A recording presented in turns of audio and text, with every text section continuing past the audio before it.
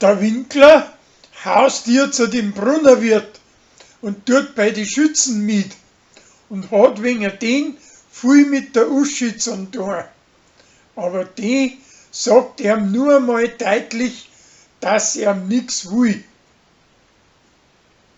In der Tina, seiner Hirber, ist das Handynetz verreckt. Meier und Tina gingen zu der Leni sein Lohn, damit das Netz reinkommt. Aber danach spielen sie daheim alle miteinander, samt denn das Netz schon wieder geht.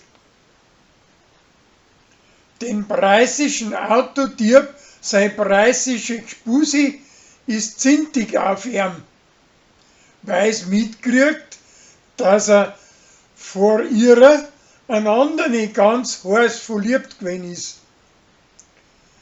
Sie werden aber wieder gut miteinander.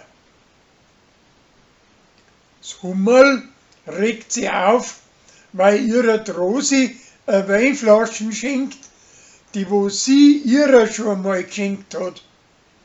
Danach stellt sie aber raus, dass sie selber die auch schon mal geschenkt gekriegt hat.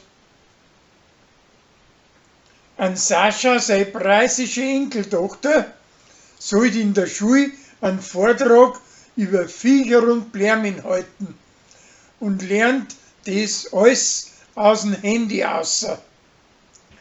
Das gefällt ihm nicht und drum geht er ohne Handy mit ihrer als Holz aussehen, dass er's wirklich erlebt. Sie kriegt aber heimlich ein Handy mit und ist deswegen viel gescheiteres wie er selber. Meier ist ein liederliches Lausdirndl, der wo Sarah und Tina beibringen möchten, wo der Bartl einen Most holt. Da ist aber Tina viel strengeres wie Sarah und über das werden die zwei nachher streitet. Ein Gregor, sein preisische Gspusi, kauft ihm eine neue Badhosen, aber er ist nicht extra froh drüber.